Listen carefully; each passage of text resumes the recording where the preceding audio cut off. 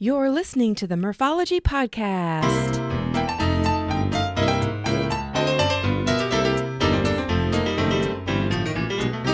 Thanks for tuning in to the Morphology Podcast. Hey, if you haven't yet, please subscribe to this podcast and give it a thumbs up if it's deserving. It helps me out a lot. Anyway, aka Murph here to share interviews about biking experiences from cyclists who have pedaled to places all over. Each week we will get to know new people and explore new destinations to ride your bike.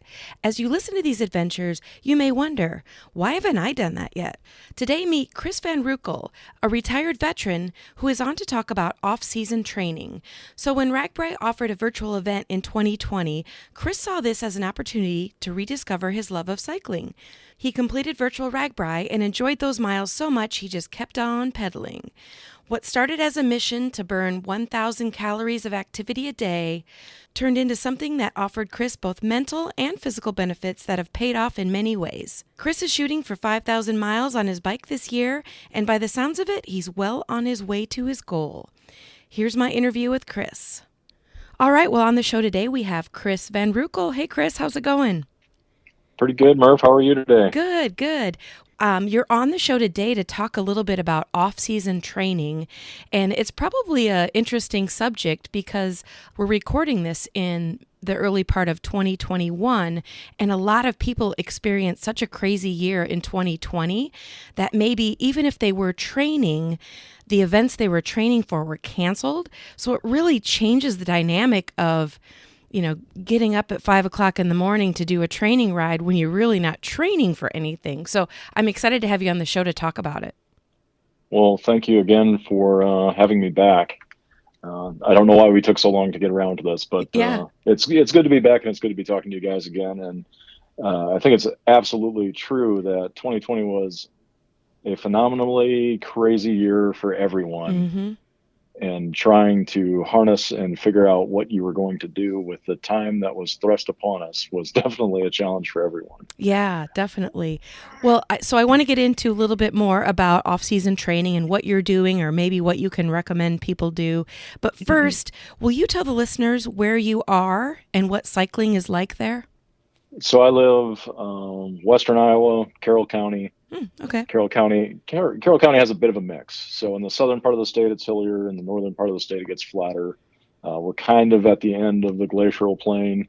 So you got a little bit of the flat and you got a little bit of the hills. It's a nice mix. Sock rail is what I primarily ride on for a day-to-day good time ride when the weather's right. But I also do a little bit of gravel around the area and a little bit of highway, which I really don't like to do that much. But I do that when I need to connect to different areas that I want to go. What's the terrain like for the sock?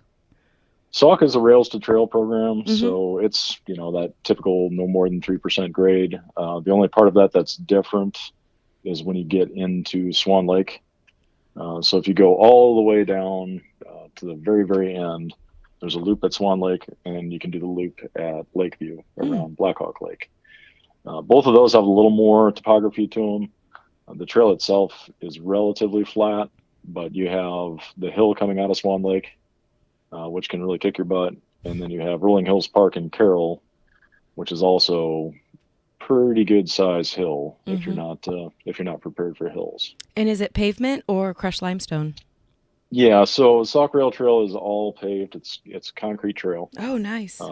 And they do a very, very good job of taking care of that trail. It's one of the better trails in the state, I would say. Nice. And how would you describe the cycling culture in that area? I would say it's mostly casual riders. You have a lot of people that use Sock Rail primarily just for personal exercise. There's not a lot of people that are out there doing any kind of hardcore training. It's not really like Raccoon River Valley where you see some really, really expensive bikes and some fancy gear. Mostly what you're going to see are people that are doing bar hops. You're going to see people that are just really out enjoying a nice casual ride. And then you got, idiots like me that come flying down the road at 20 some miles an hour. Or skilled. Maybe not idiots. Maybe we can call you skilled. Maybe not idiots. I don't know. It depends who you talk to. Well, we traded a couple messages before we came on the podcast, and you have been putting in some major miles. I'm not talking like a 10-mile fun ride. I'm talking over 100 miles. Probably still fun, but we're recording in April. So to be putting in those sorts of miles is pretty impressive. And so, of course, that's why you're on the podcast. But do you want to get into that? Yeah. So when we talked about off season in 2020 and taking advantage of the time that we had, one of the things that I did with my time was really focus on that trainer time, which all of you that have trainers know it is a different type of body torture. It is not the same as being out on open road, and I do not suggest substituting a trainer for an open road ride if you can do that. However, with that, as you're grinding away all winter long, all fall into the spring, and waiting for that snow to melt, you really start thinking, what am I capable of now?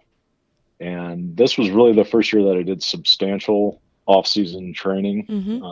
So to me, it was extremely interesting as soon as that snow melted to start getting out and really testing my limits. And what I found is not only do you have the physical and mental benefit of being in a much better physically fit state, my ability to go now is off the charts.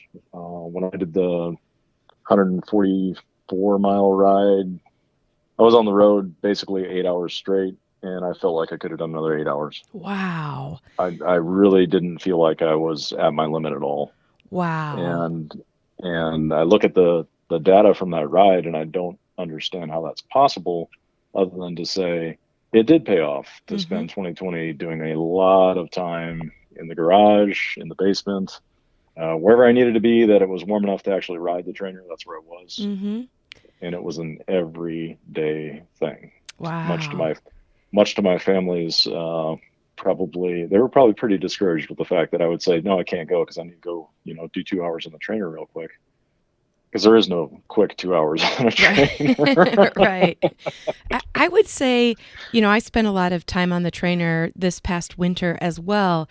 And you are right when you say both the physical and mental side of it, because there were, a Saturday when you're grinding away for 3 hours and you go through these weird mental states of like, I can't sit here for another hour and a half. I just can't. Well, then you get to the end of your 3 hours and you're like, what? I can't believe I did that. So you're right. I have not tried to do 140 miles or even 100 miles yet to know, if it paid off for me, but I'm excited that you have been able to do that. So one of the reasons that I actually got into the trainer time as big as I did this year, I'm older, but I'm also a college student on the side. Having done the time that I did in the military, it gave me the great benefit of having some amazing educational opportunities, and I've been trying to capitalize on that. And with that side of things, and I'm also working sometimes in excess of 40 hours a week. So with all of that going on, I found out that if I wasn't taking care of myself, I was really going downhill fast. Sure. So that's really where the trainer came in, was finding that time to get that mental break from work, school, and then have something for me. That's where that came in. And then, you start seeing the benefits of weight coming off, general ability to cope with stress improving. Of course, blood pressure decreases, all those little things that the doctors say, hey, you should, walk more, run more, bike more. You really see those things happening, and it really makes you feel like, this is a wise decision. I don't know why more people aren't focusing more on self-care and really, channeling that energy in a way that's positive. So have you been into cycling for a long time, or how did you go about thinking, here's what I'm going to do. I'm going to get on the trainer and that's going to benefit me? So it really started with biking last spring. So it would have been, right at the start of COVID, we started biking more. And then, I'd been mountain biking and I'd had a road bike, but I wasn't using it as much as I really wanted to, because it was mostly me and my wife would go 5 to 10 miles, sock rail. We would either go from Carroll Cooler on the west end of town up to the shelter before Breda, or we would just go past Maple River and come back. And that was pretty much our thing. That's what we would do. But then that summer with Virtual RAGBRAI, I was like, okay, I can make something out of this. I can do the whole RAGBRAI on the trail. And honestly, I've done Lots of day ones of RAGBRAI, but I've never done the whole week of Okay. RAGBRAI Mm-hmm. because I can never take the time off. Mm-hmm. I just can't get the whole week off. So Virtual RAGBRAI gave me an opportunity to say, I'm going to ride every single mile that RAGBRAI says you're supposed to ride in a week. So I trained up for it a little bit and I did it. To my surprise, by the time I was done, I didn't want to stop. Nice. So I just kept going. And then as it got further and further into the summer, I started thinking, how's this going to end? You know, I know the trail's going to close. I didn't have a trainer yet. And I was a little apprehensive about bringing it up to my wife because, you know, we're a family that's got one in college, another one just about to start college, and a youngest that's coming up not too far behind. So we don't like to spend a lot of money we don't need to. So I was really apprehensive about bringing up, hey, we need to invest in a trainer or trainers. So when that conversation actually did come up, it was around, I think, late August, early September, where I said, hey, I have a guy who's trying to get rid of a couple on-wheel trainers. He bought an off-wheel trainer. What do you think about getting trainers for the winter? And she was like, actually, I was going to bring that up to you. Oh, nice. So the deal was worked out. I went and I picked them up, put them in the garage, set them up side by side. We had a TV in the garage that you could watch while you're riding. That's where it all began with the off-season training right there. Her saying, yep, let's do it. That's great. And for those listening who, I don't know if they caught it, but an on-wheel trainer is basically, it's your bike that you put on the trainer. So then you're in kind of the same comfort mode that you will be on when you take your bike outside. Exactly. So you're accustoming yourself to the equipment that you're going to ride once you're back on road. It's not, you know, in any way, shape, or form.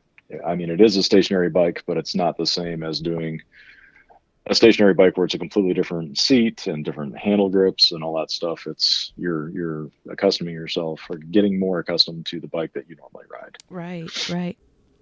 A quick interruption to give a shout out to Primal Wear. Cycling is their passion and apparel is their craft. So if you are in the market for a new jersey, bibs, mask, or any cycling apparel, go to primalwear.com and use code PRIMALMURPH to get 20% off your purchase. Yes, 20%. Now back to the show. So maybe off the top of your head, maybe not, but do you have any likes or dislikes with long rides? I can probably think of more dislikes in my own mind, but how about for you? Okay, on a long ride, I think my biggest dislike is when you come up on an air pump that's broken. Oh, yeah. Yeah. Because if you do a long ride, chances are at some point you're going to have to add a little air to your tire. That definitely is discouraging. I always carry stuff to do an emergency, you know, refill on my own tires with CO2 cartridges and stuff like that. But when you stop at a pump and somebody's vandalized it or it just doesn't function right, that can really drive me crazy. And I guess other than that, it would be, of course, wind. Yeah. I really hate it. I really hate a hard headwind. I do deal with them, but I don't choose to ride if I can avoid heavy headwinds. Dogs on long leashes. That's an annoyance, but I understand, you know, we share the road, we share the trail. But when you see a family walking and they have a dog on a 20-foot leash and they're on sock rail, you're like, come on, guys, you know there's going to be bikes on here. Right. But, And I mean, you don't know which way the dog's going to go, and you know if they're you don't know. friendly or not friendly. You just never know how a dog's going to react. Yeah. And I've had my share of dogs chasing me through the countryside. I think everybody that's biked gravel has had that happen at least once or twice, if not countless times. The other thing is on a long ride on the highway, people that don't share. You know, I've been on the white line on a road with no shoulder and been so close to a semi that if I would have had my arm not tucked in, I would have lost my elbow. God, that's terrifying. So, yeah. But then again, you know, there are ways that you deal with stuff like that and being aware of your surroundings and really paying attention to the roads you choose to take and trying to avoid the ones that you know are going to be more prone to less accommodating drivers. And that's part of the problem with a lot of hilly roads too, is a lot of the hillier roads, you know, especially people hauling grain, they just can't slow down. And I completely understand that. My dad hauls grain, and you know, when they're coming up on those hills, if they slow down, they're going to have a problem. So I get that there's, some mutual pain in the fact that there's a biker on the side of the road and they don't want to hit you any more than you don't want to be hit. Right. It is terrifying when you have them fly by you at 50 miles an hour, and it's close enough that, you can definitely feel that wind going by and it's sucking you in, and it's not a good feeling. And if you're on gravel, then you've got the big dust storm that follows the truck. Oh yeah. Yeah. Yep. Yeah. And little rocks and everything. Right. else. Yeah. Do you want to talk a little bit about like mental focus and maybe, with a 100-mile bike ride? I think I've talked about this before on the podcast, but for me personally, like the first 25 miles are like a piece of cake. You're like, oh my gosh, it's only been this amount of time. I'm doing great. And then the middle, I get a little bit like, oh my gosh, what am I doing? This is crazy. And then the last 25 miles, I'm like, I can do it. I've made it this far. I'm going to do it. So I have like this crazy range of, I've got to really talk myself into that, mile 50 to 75. But do you want to talk a little bit about your strategy or your mental focus? So I would agree with you that generally speaking, if I know exactly how far I'm going to go, there are definitely phases. And it's about thirds. It's about the first third is easy. That middle third is hard, and that last third gets easier again.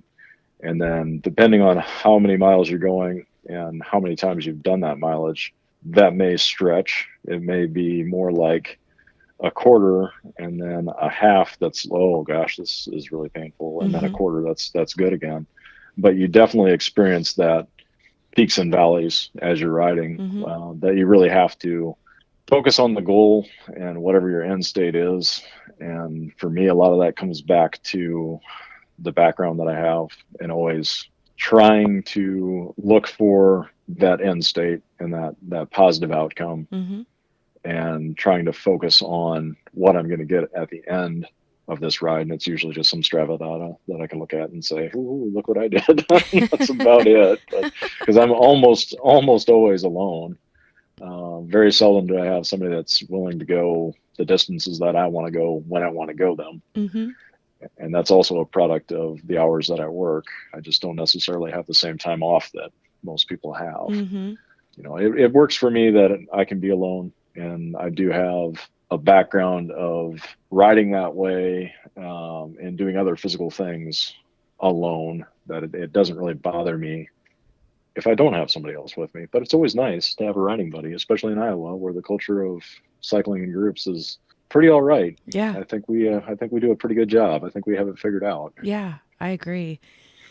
And speaking of riding in groups, I wanted to, you briefly touched on, you've been on RAGBRAI a time or two. Do you want to maybe touch on a little bit of your RAGBRAI experience? I know you mentioned you don't always go the whole week, or maybe you haven't ever gone the whole week, but a little bit about that. A quick interruption to tell you this week's podcast is sponsored by Lizard Lips Lip Balm. These great lip balms contain natural ingredients, come in a variety of flavors, and you can choose certified organic or balms with sun protection. Check it out at lizardlips.net. Now back to the show. So the very first RAGBRAI that I remember having anything to do with was way back in the early 80s. And it passed relatively close to the farm that we were living on. And I remember my parents saying, hey, do you want to go watch the bike riders go past? And I had no idea. I was really little. I think maybe 5 or 6. I mean, it was like first grade, kindergarten, that time frame. And so we went and we watched the riders pass at an intersection. And it kind of just captured some fascination with me. And I always, after that experience, had a bike. Always had a bike, always wanted to take it places, do things with it. Did the typical kid stuff where I rode to my friend's house all the time. And some of my friends were a lot farther away than most people's. And that's, again, a product of rural Iowa. And it was almost always gravel roads. And it was just skinny tire 10 speeds and BMX bikes. And yeah, you name it. We were riding it on gravel roads as kids, and skinning up knees and, splitting lips and all the fun things that go with riding on gravel with a bike that's not really made for gravel. And then as I grew up, I had a mountain bike for years and years, and I would not ride it as much as I wanted to. it seemed like there was always a reason that I couldn't go, or I didn't want to go, or there was always something there that prevented me until I came back to Iowa.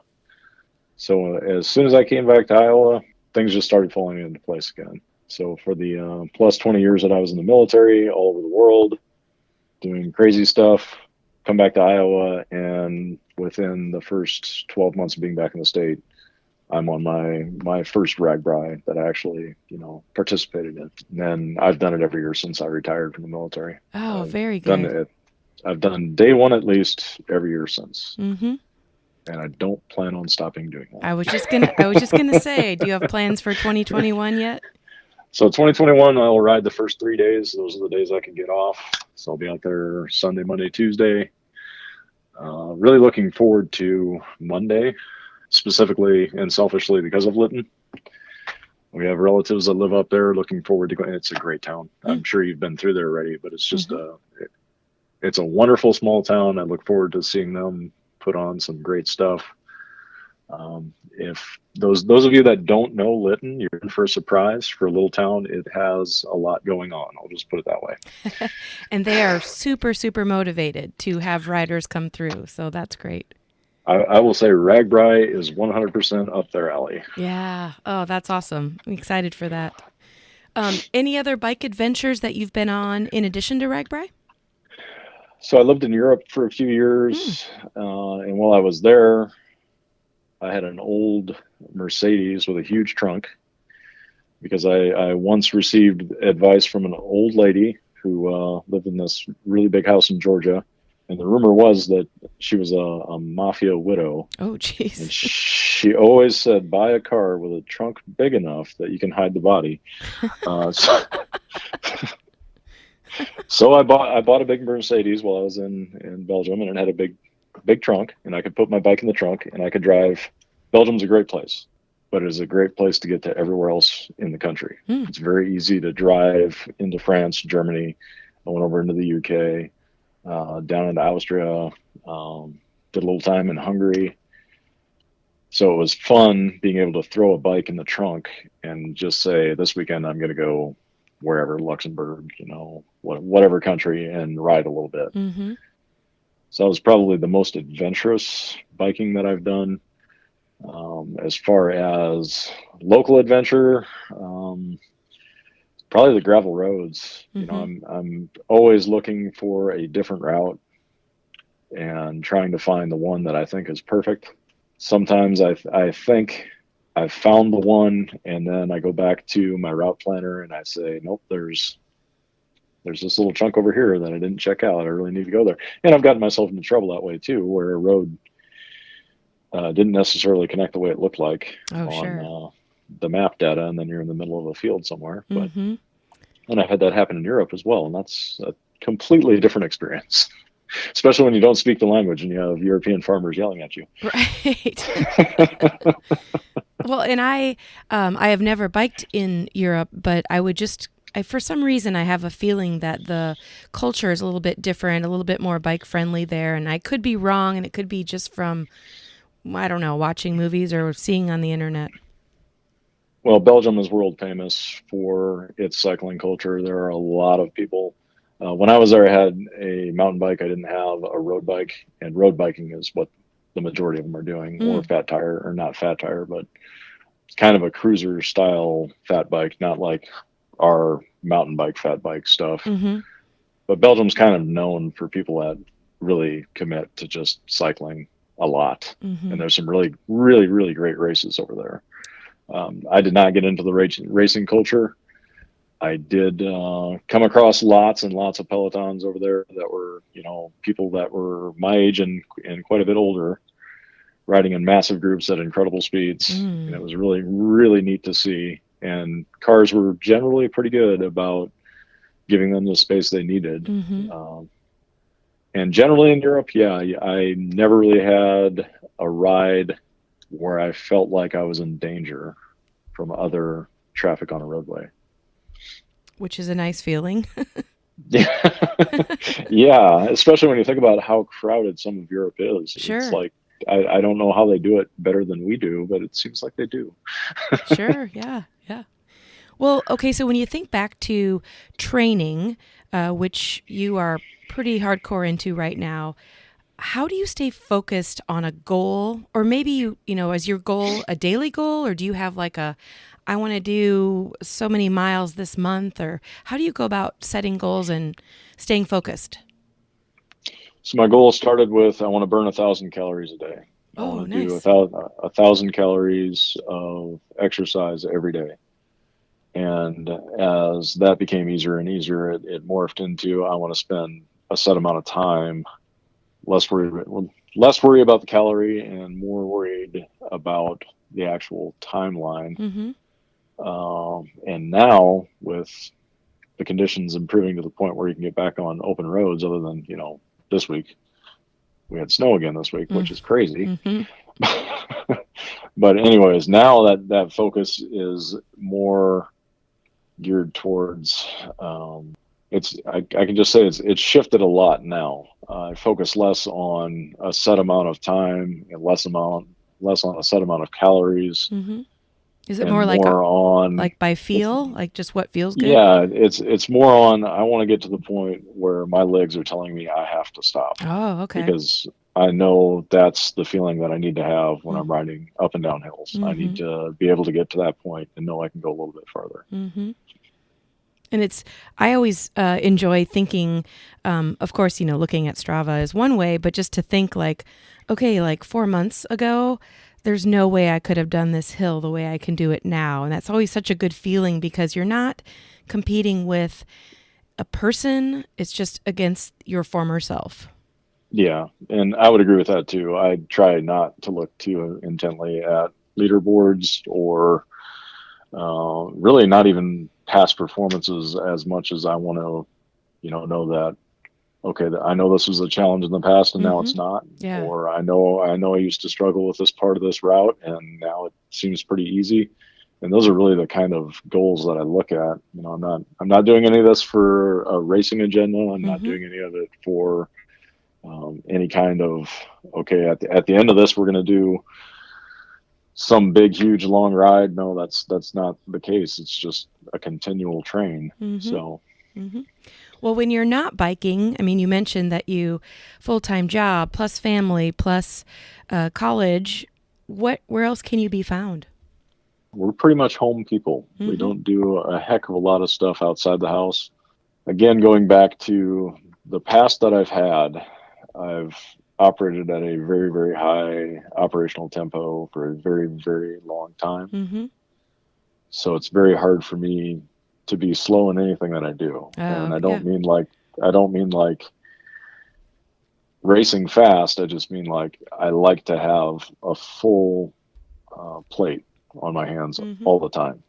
Even though I say we're home a lot, there's always things that we're doing, and a lot of that has to do with the training. But there's also social media work.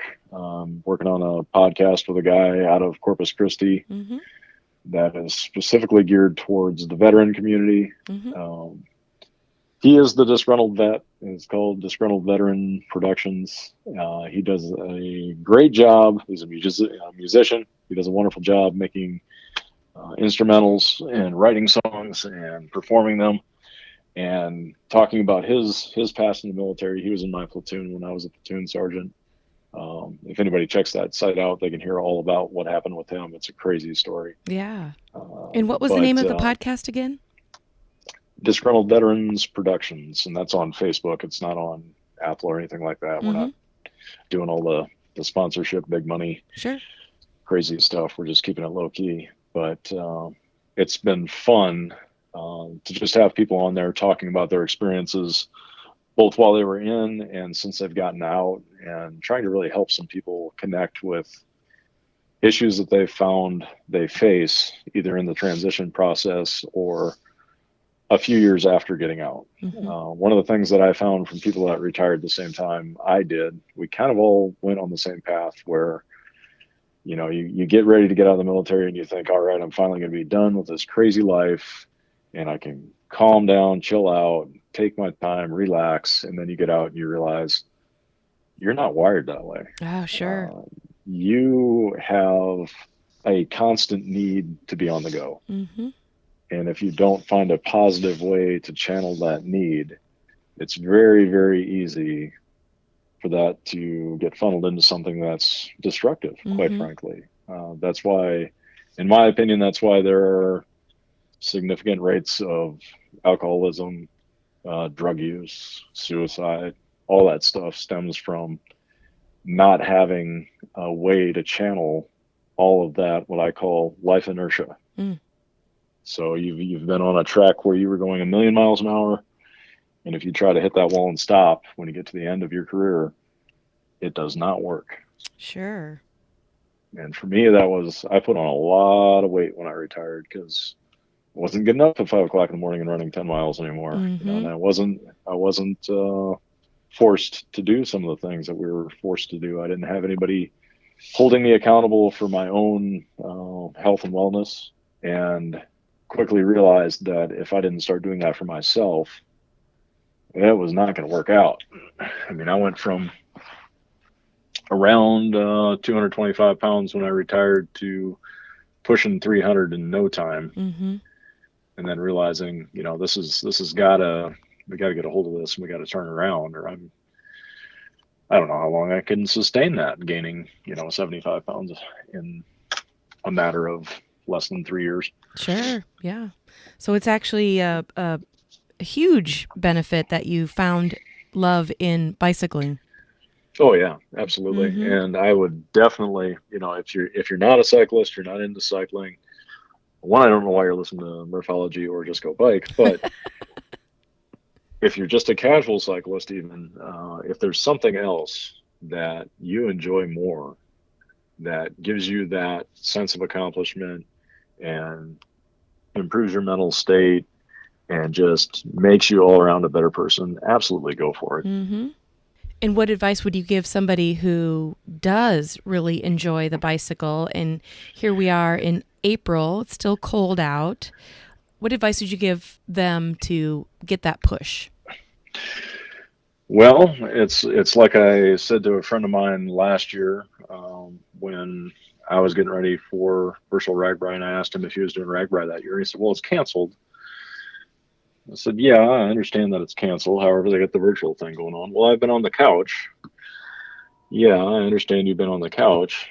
Yeah, any mile that you log is better than any minute you're going to spend on the couch. Oh, true.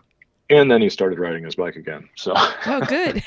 I guess the advice worked for that guy, anyways. But, yeah. Oh, that's great.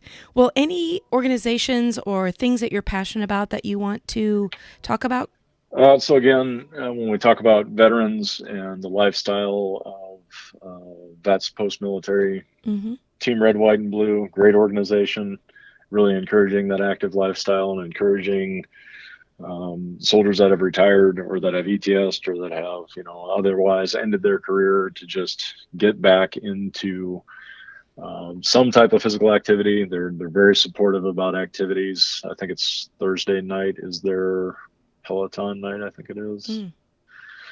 But anyways, they do lots of things. They do hikes, they do runs, they do the cycling. They're on RAGBRAI again this year. Great organization. If you're a veteran, check them out. If you're not a veteran, hey, you can still check them out. But I would say if you are a veteran and you're listening to this, support your local American Legion, support your local VFW. Those organizations are there for you, and they're there for your communities. I'm a part of American Legion in a town that has less than 500 people, but it has over 130 members. Oh, that's great. So, I mean, it's something that if you support it, it supports you. Lots of good things that come out of it, lots of community support. We do lots of stuff for the community. And like I said, I highly encourage, if you have affiliation with the military, to get into those organizations and participate. Definitely. And, hopefully people will take your advice and know that any mile on the bicycle is better than a minute on the couch. Absolutely. Yeah. Well, Chris, thank you so much for coming on the podcast again and talking to us about off-season training, and hopefully your miles and miles of cycling continues. Yeah, if everything goes right, maybe we'll hit 5,000 this year. We'll see how it goes. Awesome. Well, thanks again for being on. All right. Thanks, Murph. Well, listeners, that's it for this week. Thanks for tuning in to listen. And a big thanks to Chris for coming on to share his off-season training tips and focus. He is so right when he says the more training time you put in, the more capable you're going to be to do things you didn't realize you could. If you're on Facebook, check out his podcast called Disgruntled Veteran Productions. And for more information on Team Red, White, and Blue, go to rwb.org. If you have a topic or the name of a cyclist you find interesting, email me at murphologypodcast@gmail.com. Please visit my Instagram page for daily entertainment and check out the Murphology YouTube page to find videos of some of the places I go with my bike. I'll leave you with this quote from the Unwritten Book of Murphology. This quote comes from today's guest, Chris Van Roekel. Any mile you log is going to be better than any minute you are going to spend on the couch. Think about it.